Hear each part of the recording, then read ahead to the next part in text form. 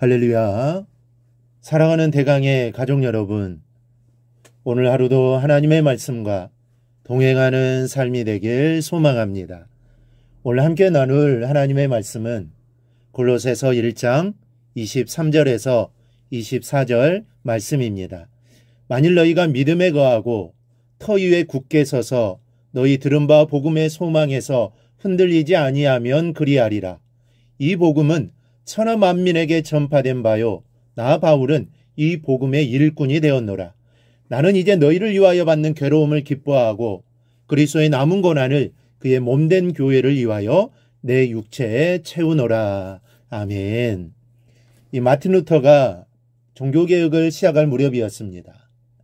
이 절친한 친구였던 미코니우스는 루터를 격려하면서 자네를 위하여 기도하겠다고 약속을 했습니다. 그리고 루터를 위해 매일 기도하는데 왜 그런지 마음에 만족이 없는 것입니다. 이렇게 여러 날이 지난 어느 날 꿈을 꾸었습니다. 예수님께서 상한 양손과 양발을 보여주시며 자신을 데리고 높은 산으로 올라가시는 겁니다. 아래를 내려다보니 넓은 들에 수천 마리의 양이 있는데 한 사람의 목자가 혼자서 많은 양을 돌보느라 애를 쓰고 있는 겁니다. 그 목자는 다름 아닌 루터였습니다. 주님은 다시 그에게 서쪽을 보라고 하셨습니다. 다 익은 들판에서 농부는 쉬지도 않고 혼자 땀 흘리고 있었습니다. 그 고독한 농부는 역시 루터였습니다. 이 미코니우스는 꿈을 깬 후에 기도뿐 아니라 목자와 추수꾼으로 친구인 루터를 돕기로 결심을 합니다. 주님 안에는 일꾼이 있어야 합니다. 지금도 주님은 일꾼을 부르고 계십니다. 열심히 하라고 격려하는 사람이 필요 없는 것이 아닙니다. 기도로 돕는 사람도 있어야 합니다. 그러나 가장 필요한 것은 소매를 걷어붙이고 주님께서 부탁하신 일에 최선을 다하는 일꾼입니다. 23절에서 사도 바울은 자신이 복음의 일꾼이 되었다고 고백합니다. 교회의 일꾼이기 이전에 복음의 일꾼인 것을 먼저 강조하고 있는 겁니다. 여러분, 이 순서는 아주 중요합니다. 복음의 일꾼이나 교회의 일꾼이나 그것인 양 생각되지만 사실은 그렇지가 않습니다. 먼저 복음의 일꾼이 되어 교회의 일꾼이 되어야 합니다. 이 순서가 뒤집히면 신앙이 뒤집히고 교회가 제대로 된 방향으로 나가기가 쉽지 않습니다. 이 복음의 일꾼은 없고 교회의 일꾼만 있으면 먼저는 능력의 교회가 되지 못하고 계급교회가 됩니다. 이 복음에 대한 확신이 없고 그래서 복음을 전하는 일에 열정도 없으며 전도 열매를 맺어보지도 못하고 단지 교회 다닌 연수가 길다는 이유만으로 교회의 일꾼이 됩니다. 이런 일꾼은 자기 권리만 자랑하는 교권주의자가 될 확률이 높습니다.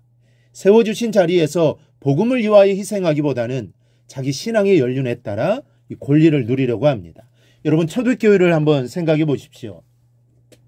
초대교회에는 제대로 된 건물도 없었습니다.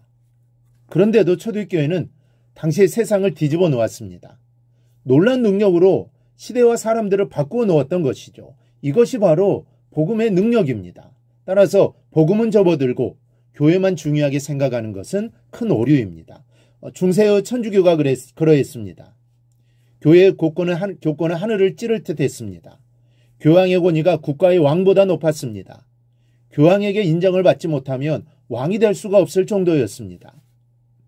그런데 교회의 권리만 주장할 뿐 복음은 어디로 갔는지 찾아볼 수가 없었습니다.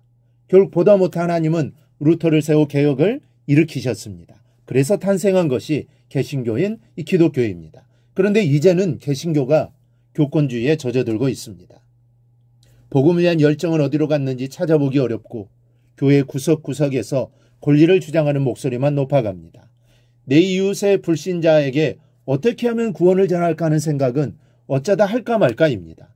교회에서 열심히 일하는 것은 교회 안에서 내 입지를 확보하기 위한 수단에 불과한 경우가 많습니다. 이러면 교회는 직책이 더할수록 대접을 받게 되고 그것이 신앙의 목표가 되는 계급주의로 흐르고 마는 것입니다. 우리는 절대로 이래서는 안 됩니다. 우리 모두 교회의 일꾼이 되기보다 먼저 복음의 일꾼이 되기를 바랍니다. 그리고 복음의 일꾼이 된 후에 교회의 일꾼이 되기를 바랍니다. 이게 바른 순서입니다. 그럴 때 교회는 세상의 구원의 방주 역할을 잘 감당하게 될 것이고 세상의 교회를 보는 눈이 달라질 것입니다. 대강교회가 이런 교회가 되기를 소망합니다. 그래야 우리 모두 복음의 일꾼이 되기를 소망합니다. 둘째로 고난보다는 자랑을 채우는 교회가 되고 맙니다. 여러분, 교회 안에서 중요한 직책을 맡게 될수록 복음의 일꾼이 되어야 합니다. 교회 중요한 회의에서 말 권리만 주장하고 발언하는 것으로 내 의무가 끝났다고 생각하고 복음을 전하는 것은 등한히 하는 사람들이 있습니다. 복음의 일꾼은 되지 못하면서 교회의 일꾼이 된 사람들이 이러합니다. 나를 내세우는 자랑거리를 만드는 것이 신앙의 목표가 되는 것이죠. 교회 안에 윗사람, 아랫사람이 어디 있습니까? 오직 주님만이 머리이시고 우리 모두는 복음을 위하여 서로를 돕는 지체에 불과한 겁니다. 하나님께서 존귀한 자리에 나를 세우실수록 복음을 위해서 더 많이 희생하고 복음을 위한 고난을 채우는 사람이 되라라는 뜻입니다. 바울은 본문에서 이렇게 말합니다. 나는 이제 너희를 위하여 받는 괴로움을 기뻐하고 그리스도의 남은 고난을 그의 몸된 교회를 위하여 내 육체에 채우노라. 바울과 같은 위대한 종도 내 자랑거리나 권리주장을 위해 일하지 않았습니다. 오직 복음의 일꾼으로 그리스도의 남은 고난을 육체에 채우기 위해 땀 흘리고 수고했습니다. 오늘 이 시간 내 자신에게 한번 물어보십시다. 나는 정말 복음의 일꾼으로서 교회의 일꾼이 되었는가? 아니면 교회의 일꾼으로 내 자랑을 위한 일꾼이 되었는가? 이 질문에 대한 명백한 대답을 주님께 드리는 시간이 되기를 바랍니다. 우리 모두 복음의 일꾼으로서 교회의 일꾼이 되기를 바랍니다. 그리하여 복음을 위해 수고하고 교회를 위해 헌신하는 우리 모든 성도들이 되기를 주님의 이름으로 축원합니다. 오늘 묵상한 말씀을 굳게 잡고 삶으로 실천하며 살아내는 대강의 모든 성도들이 되기를 축복합니다.